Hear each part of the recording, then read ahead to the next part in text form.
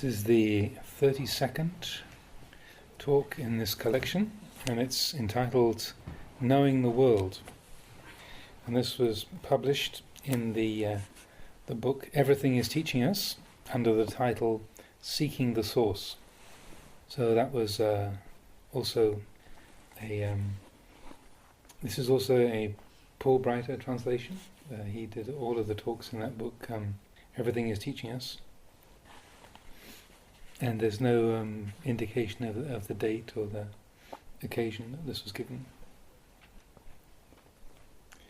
Knowing the world. All things, just as they are, display the truth. But we have biases and preferences about how we want them to be. Lokavidu means knowing the world clearly. The world is these phenomena, sabhava, abiding as they are.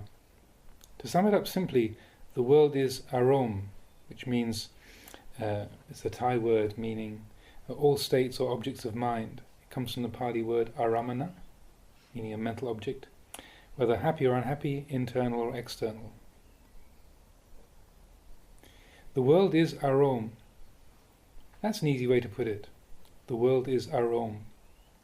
If we say world, that's pretty vast. Arom are the world is a lot simpler. The world is arom. Being deluded by the world is being deluded by arom. Being deluded by arom is being deluded by the world. Lokavidu, knowing the world clearly. However the world is, that's what we should know. It exists according to its conditions, so we should have full present awareness of it. Similarly, we should know sankhara for what they are. Develop wisdom that knows sankhara. Whatever the truth of sankhara is, however they really are, that's the truth we should know. That's called wisdom that accepts and knows without obstacles. We need to develop a mind that has tranquility together with wisdom in control of things. We talk about sila, samadhi, panya, about samatha meditation and vipassana meditation, but they're really all the same matter. They are the same, but we divide them into different categories and get confused. I've often made a simple analogy about it. There are things to compare it to, which can make it easier to contemplate and understand. A little mango later becomes a large, ripe mango. Is the little mango the same piece of fruit as the large one? From the time it's just a bud flowering on the tree, it's the same one mango. As it grows into a small mango and then gets bigger and bigger, almost ripe and then finally ripe, it's only undergoing change. The aspects of practice we talk about are the same. Sila simply means giving up wrongdoing. A person without sila is in a hot condition. Giving up wrongdoing and evil ways brings coolness, preventing harm or ill effects. The blessing that comes from this freedom from harmful effects is a tranquil mind. That is samadhi. When the mind is in samadhi, clean and pure, it will see many things. It's like water that is still and undisturbed. You can see your face in it. You can see things further away reflected as well. You can see the roof of a building over there. If a bird alights on the roof, you can see it. These factors are really all one, just like the one mango. The tiny fruit is that same one mango. The growing fruit is the same mango. The ripe fruit is the same mango. From green to yellow, it's the same mango. It's undergoing change, and that's why we see difference. Having this kind of simple understanding can put us at ease. Doubts will diminish. If instead we're relying on texts and seeking detailed explanations, we're likely to end up in confusion. So we have to watch our own minds. Bhikkhus, you should be watching over your minds. Those who watch over their minds shall escape the snares of Mara. Both Mara and his snares, and it depends on our own investigation. My way of practice was a little strange. After I ordained and started to practice, I had a lot of doubts and questions, but I didn't like to ask anyone about them very much. Even when I met Ajahn Mun, I didn't ask him many questions. I wanted to ask, but I didn't. I sat and listened to his teaching. I had questions, but I didn't ask. Asking someone else is like borrowing someone else's knife to cut something. We never come to have our own knife. That's the way I felt. so I didn't ask many questions of others. If I stayed with a teacher for a year or two, I'd listen to his discourses and try to work things out for myself. I would seek my own answers. I was different from other disciples, but I was able to develop wisdom. This way made me resourceful and clever. I didn't become heedless. Rather, I contemplated things until I could see for myself, increasing my understanding and removing my doubts. My advice is not to let yourself get wrapped up in doubts and questions. Let them go and directly contemplate whatever you are experiencing.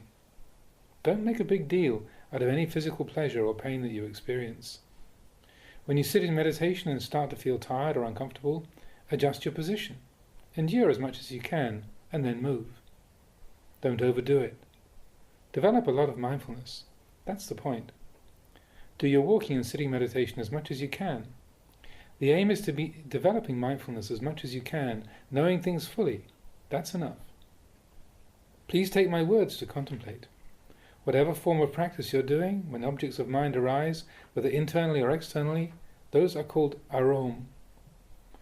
The one who is aware of the arom is called, well, whatever you want to call it, it's okay. You can call it mind. The arom is one thing, and the one who knows the arom is another. It's like the eye and the objects it sees. The eye isn't the objects, and the objects aren't the eye. The ear hears sounds, but the ear isn't the sound, and the sound isn't the ear. When there is contact between the two, then things happen. All states of mind, happy or unhappy, are called arom. Whatever they may be, never mind. We should constantly be reminding ourselves that this is uncertain. People don't consider very much that this is uncertain. Just this is the vital factor that will bring about wisdom. It's really important. In order to cease our coming and going and come to rest, we only need to say, this is uncertain. Sometimes we may be distraught over something to the point that tears are flowing. This is something not certain. When moods of desire or aversion come to us, we should just remind ourselves of this one thing. Whether standing, walking, sitting or lying down, whatever appears is uncertain. Can't you do this? Keep it up no matter what happens. Give it a try. You don't need a lot. Just this will work. This is something that brings wisdom. The way I practice meditation is not very complicated. Just this. This is what it all comes down to. It's uncertain. Everything meets at this point. Don't keep track of the various instances of mental experience. When you sit, there may be various conditions of mind appearing, seeing, knowing all manner of things, experiencing different states. Don't be keeping track of them. Literally, count them, and don't get wrapped up in them. You only need to remind yourself that they're uncertain. That's enough. That's easy to do. It's simple. Then you can stop. Knowledge will come, but then don't make too much out of that or get attached to it. Real investigation in the correct way, doesn't involve thinking. As soon as something contacts the eye, ear, nose, tongue or body, it immediately takes place of its own. You don't have to pick up anything to look at. Things just present themselves and investigation happens of its own. We talk about vitaka, initial thought. It means raising something up. Vichara is discursive thought. It's investigation, seeing the planes of existence, the bhumi that appear. In the final analysis, the way of the Buddha flourishes through impermanence. It's always timely and relevant, whether in the time of the Buddha, in other times, in the present age or in the future. At all times, it is impermanence that rules. This is something that you should meditate on. The true and correct words of the sages will not lack mention of impermanence. This is the truth. If there is no mention of impermanence, it's not the speech of the wise. It's not the speech of the Buddha or the Aryas. It's called speech that does not accept the truth of existence. All things have need of a way of release. Contemplation is not a matter of holding on and sticking to things. It's a matter of releasing. A mind that can't release phenomena is in a state of intoxication. In practice, it's important not to be intoxicated. When practice really seems to be good, don't be intoxicated by that good. If you're intoxicated by it, it becomes something harmful, and your practice is no longer correct. We do our best, but it's important not to become drunk on our efforts. Otherwise, we're out of harmony with the Dhamma. This is the Buddha's advice. Even the good is not something to get intoxicated by. Be aware of this when it happens. A dam needs a sluiceway so that the water can run off. It's the same for us in practice. Using willpower to push ourselves and control the mind is something that we can do at times, but don't get drunk on it. We want to be teaching the mind, not merely controlling it, so that it becomes aware. Too much forcing will make you crazy. What's vital is to keep on increasing awareness and sensitivity. Our path is like this. There are many points for comparison. We could talk about construction work and bring it back to the way of training the mind. There is a lot of benefit to be had from practicing meditation, from watching over your mind. This is the first and foremost thing. The teachings you can study in the scriptures and the commentaries are true and valuable, but they are secondary. They are people's explanations of the truth. But there is actual truth that surpasses the words. Sometimes the expositions that are derived seem uneven or are not so accessible, and with the passing of time they can become confusing. But the actual truth they're based on remains the same and isn't affected by what anybody says or does. It is the original, natural state of things that does not change or deteriorate. The explanations people compose are secondary or tertiary, one or two steps removed, and though they can be good and beneficial and flourish for some time, they are not subject to deterioration. It's like the way that as population keeps increasing, troubles increase along with it. That's quite natural. The more people there are, the more issues there will be to deal with. Then leaders and teachers will try to show us the right way to live, to do good and solve problems. That can be valid and necessary, but it's still not the same as the reality those good ideas are based on. The true Dhamma that is the essence of all good has no way to decline or deteriorate, because it is immutable. It is the source, the Ch Dhamma, existing as it is. All the followers of the Buddha's way who practice the Dhamma must strive to realize this. Then they may find different means to illustrate it. Over time, the explanations lose their potency, but the source remains the same. So the Buddha taught to focus your attention and investigate. Practitioners in search of the truth, do not be attached to your views and knowledge. Don't be attached to the knowledge of others. Don't be attached to anyone's knowledge. Rather, develop special knowledge. Allow the Ch Dhamma to be revealed in full measure. In training the mind, investigate the Ch Dhamma. Our own minds are where it can be seen. When there is doubt about anything, we should pay attention to our thoughts and feelings, our mental processes. This is what we should know. The rest is all superficial. In practicing Dhamma, we will meet with many sorts of experiences, such as fear. What will we rely on then? When the mind is wrapped up in fear, it can't find anything to rely on. This is something I've gone through. The deluded mind stuck in fear, unable to find a safe place anywhere. So, where can this be settled? It gets settled right at the place where it appears. Wherever it arises, that is where it ceases. Wherever the mind has fear, it can end fear right there. Putting it simply, when the mind is completely full of fear, it has nowhere else to go, and it can stop right there. The place of no fear is there in the place of fear. Whatever states the mind undergoes, if it experiences nimitta, visions, or knowledge in meditation, for example, it doesn't matter. We're taught to focus awareness on this mind in the present. That's the standard. Don't chase after external phenomena. All the things we contemplate come to conclusion at the source, the place where they arise. This is where the causes are. This is important. Feeling fear is a good example, since it's easy to see. If we let ourselves experience it until it has nowhere to go, then we will have no more fear, because it will be exhausted. It loses its power, so we don't feel fear anymore. Not feeling fear means it has become empty. We accept whatever comes our way, and it loses its power over us.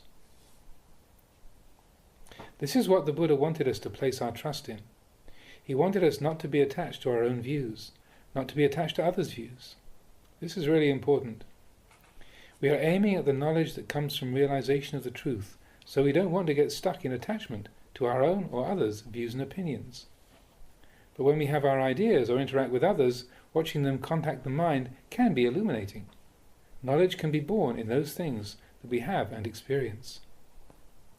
In watching the mind and cultivating meditation, there can be many points of wrong understanding or deviation. Some people focus on conditions of mind and want to analyze them excessively, so their minds are always active. Or maybe we examine the 5 khandhas, or we go into further detail with the 32 parts of the body. There are so many such classifications that are taught for contemplation. So, we ponder and we analyze. Looking at the 5 khandha doesn't seem to get us to any conclusion, so we might go into the 32 parts, always analyzing and investigating. But the way I see it, our attitude towards these 5 khandhas, these heaps that we see right here, should be one of weariness and disenchantment, because they don't follow our wishes. I think that's probably enough. If they survive, we shouldn't be overly joyful to the point of forgetting ourselves. If they break up, we shouldn't be overly dejected by that. Recognizing this much should be enough. We don't have to tear apart the skin, the flesh and the bones. This is something I've often talked about. Some people have to analyze like that, even if they're looking at a tree. Students in particular want to know what merit and demerit are, what form they have, what they look like. I explain to them that these things have no form. Merit is in our having correct understanding, correct attitude. But they want to know everything so clearly, in such great detail. So I've used the example of a tree. The students will look at a tree, and they want to know all about the parts of the tree. Well, a tree has roots, it has leaves. It lives because of the roots. The students have to know, how many roots does it have? Major roots, minor roots, branches, leaves? They want to know all the details and numbers. Then they will feel they have a clear knowledge about the tree. But the Buddha said that a person who wants such knowledge is actually pretty stupid. These things aren't necessary to know. Just knowing that there are roots and leaves is sufficient. Do you want to count all the leaves on a tree? If you look at one leaf, you should be able to get the picture. It's the same with people.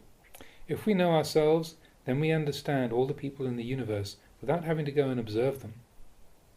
The Buddha wanted us to look at ourselves. As we are, so are others. We are all samanya lakkhana, that is, all things that are impermanent, unsatisfactory, and not self. All being of the same characteristics. All sankhara are like this. So we practice samadhi to be able to give up the defilements, to give birth to knowledge and vision, and let go of the 5 khandhas. Sometimes people talk about samatha, sometimes they talk about vipassana. I feel this can become confusing. Those who practice samadhi will praise samadhi, but it is just for the making the mind tranquil, so it can know those things that we've been talking about. Then there are those who will say, I don't need to practice samadhi so much. This plate will break one day in the future. Isn't that good enough? That'll work, won't it?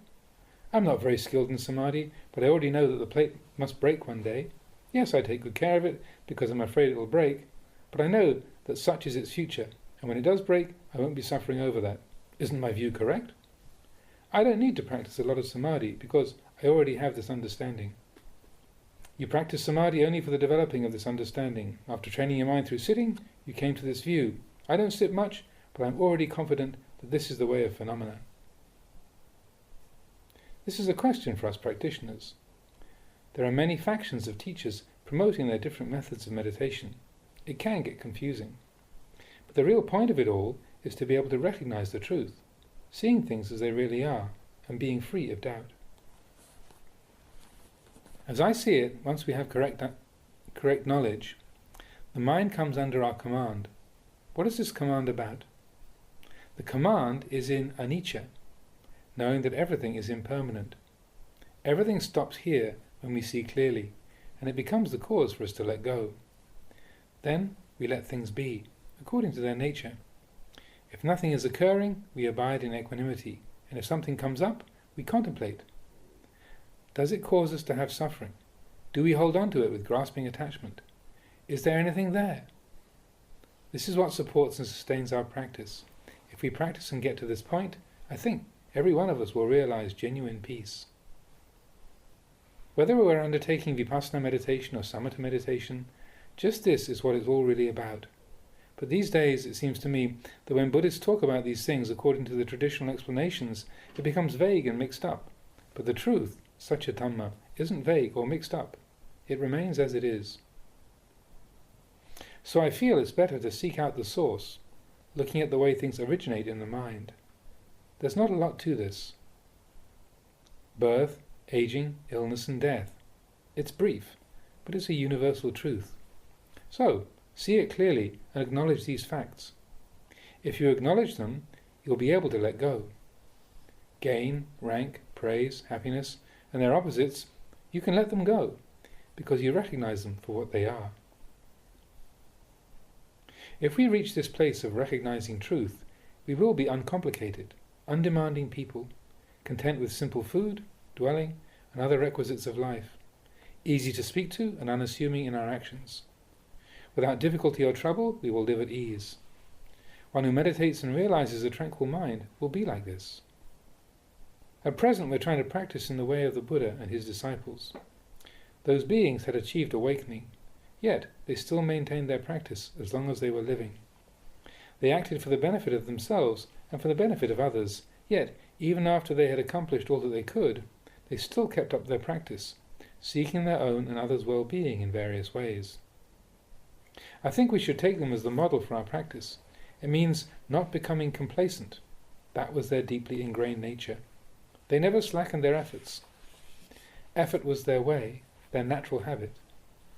Such is the character of the sages, of genuine practitioners. We can compare it to rich people and poor people. The rich are especially hard-working, much more so than the poor, and the less effort poor people make, the less chance they have of becoming rich. The rich have knowledge and experience a lot of things, so they maintain the habit of diligence in all they do. If we want to take a break or get some rest, we will find rest in the practice itself. Once we practice to get to the goal, know the goal, and be the goal, then when we are active, there's no way to incur a loss or be harmed. When we're sitting still, there's no way we can be harmed. In all situations, nothing can affect us. Practice has matured to fulfillment, and we've reached the destination. Maybe today we don't have a chance to sit and practice samadhi, but we're okay. Samadhi doesn't mean only sitting. There can be samadhi in all postures. If we are really practicing in all postures, we will enjoy samadhi thus. There won't be anything that can interfere. Such words as, "I'm not in a clear state of mind now, so I can't practice." These will not be heard. We won't have such ideas. We'll never feel that way. Our practice is well developed and complete. This is how it should be. When we're free of doubt and perplexity, we stop at this point and contemplate. You can look into this. Self-view, skeptical doubt, superstitious attachment to rites and rituals. The first step is to get free of these. The mind needs to get free of whatever sort of knowledge you gain. What are they like now? To what extent do we still have them? We are the only ones who can know this. We have to know for ourselves. Who else can know better than we? If we're stuck in attachment to self-view, doubt, superstition here, have doubt here, are still groping here, then there is the conception of self here. But now we can only think, if there is no self, then who is it that takes an interest and practices? All these things go together. If we come to know them through practice and make an end of them, we live in an ordinary way. Just like the Buddha and the Aryas. They live just like worldly beings. They used the same language as worldly beings. Their everyday existence wasn't really different. They used many of the same conventions. Where they differed was that they didn't create suffering for themselves with their minds. They had no suffering. This is the crucial point. They went beyond suffering, extinguishing suffering. Nibbana means extinguishing suffering, extinguishing heat and torment, extinguishing doubt and anxiety. There's no need to be in doubt about the practice. Whenever there is doubt about something, don't have doubt about the doubt. Look directly at it and crush it like that.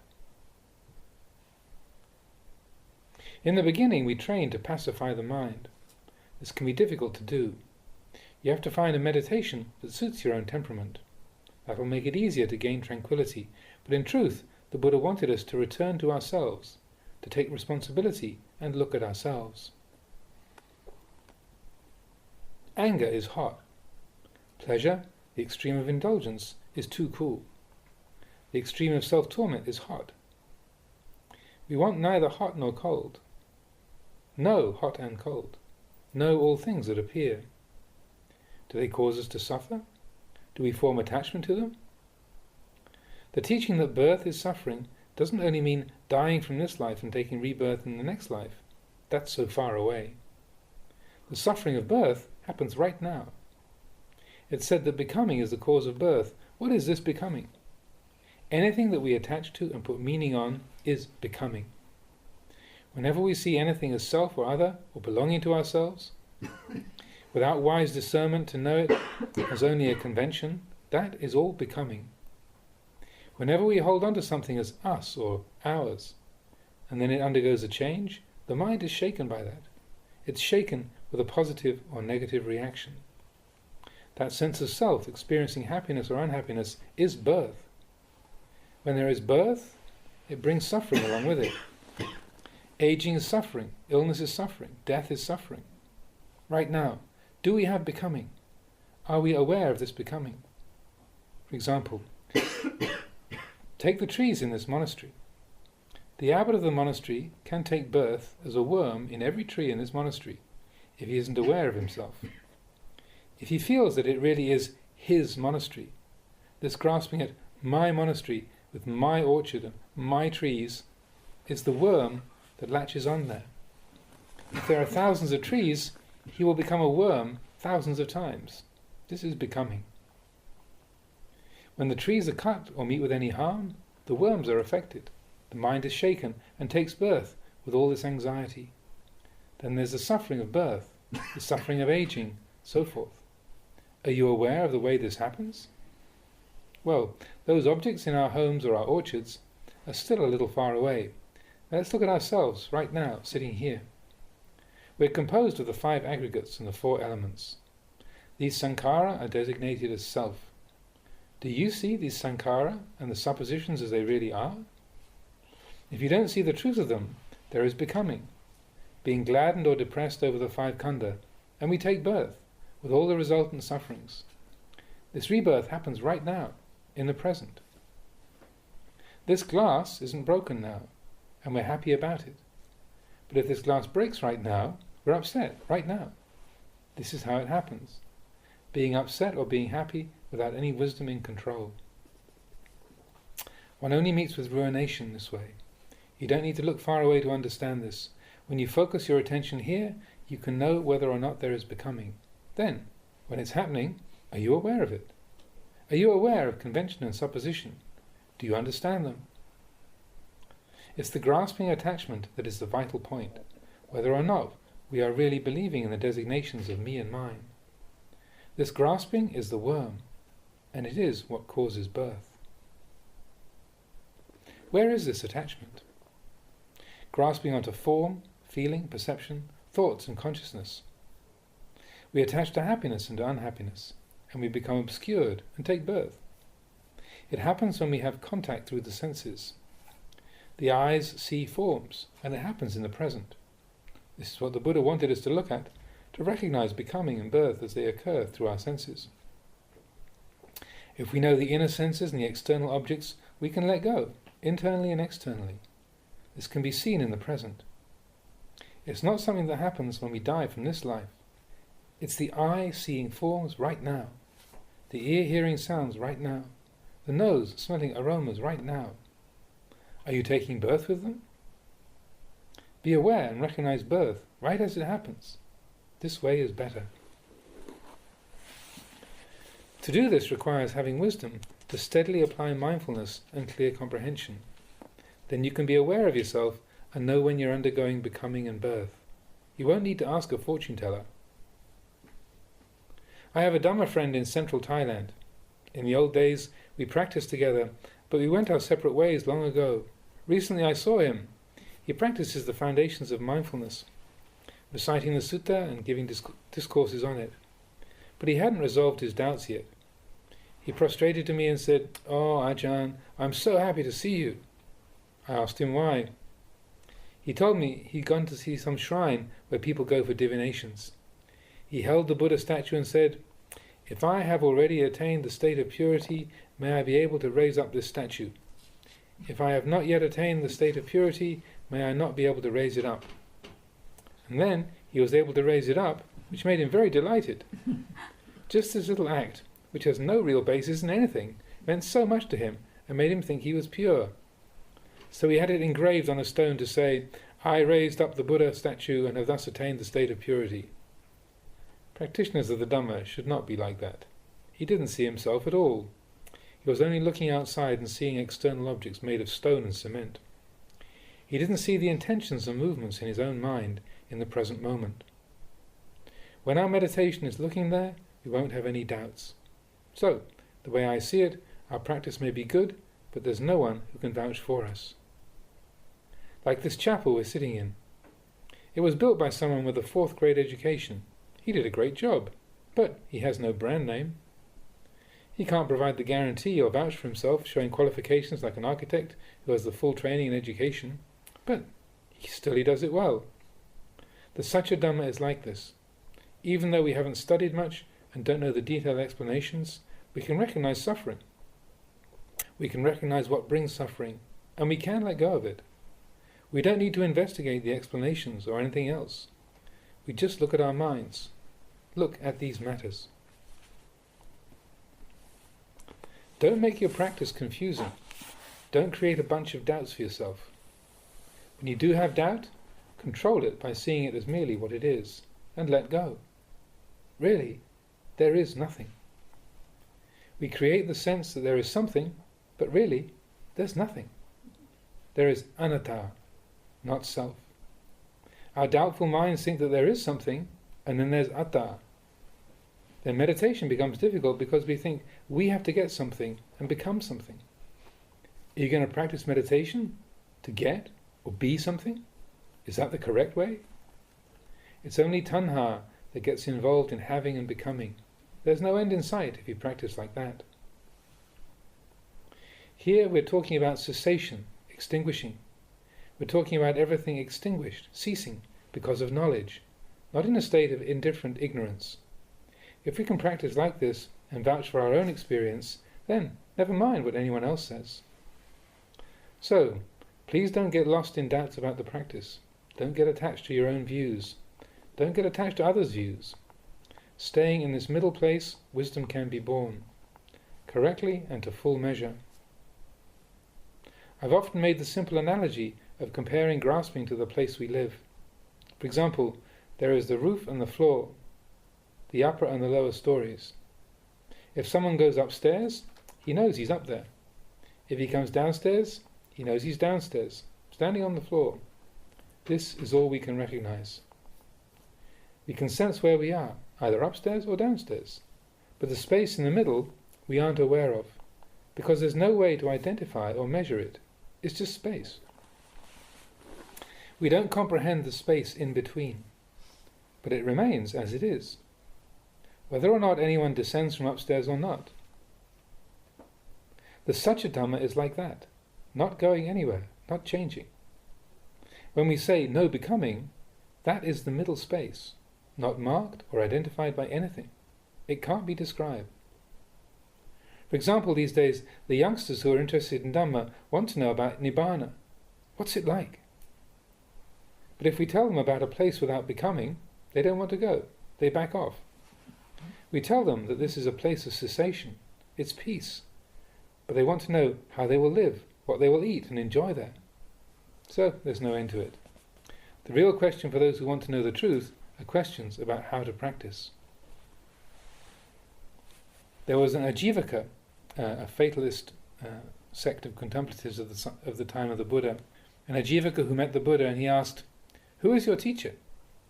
The Buddha replied, "I was enlightened through my own efforts. I have no teacher." But his reply was incomprehensible to that wanderer. It was too direct. Their minds were in different places. Even if the wanderer asked all day and all night, there was nothing about it he could understand. The enlightened mind is unmoving and thus cannot be recognized. We can develop wisdom and remove our doubts only through practice, nothing else. So, should we not listen to the Dhamma? We should, but then we should put the knowledge we gain into practice. But this doesn't mean that we're following a person who teaches us. We follow the experience and awareness that arise as we put the teaching into practice.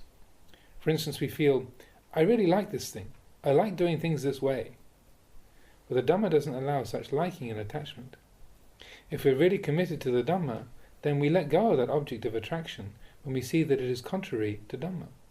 This is what the knowledge is for. A lot of talk. You're probably tired by now. Do you have any questions? Well, you probably do. You should have awareness in letting go. Things flow by and you let them go, but not in a dull, indifferent manner, without seeing what is happening. There has to be mindfulness. All the things I've been saying are pointing to having mindfulness protecting you at all times. It means practicing with wisdom, not with delusion. Then we will gain true knowledge as wisdom becomes bold and keeps in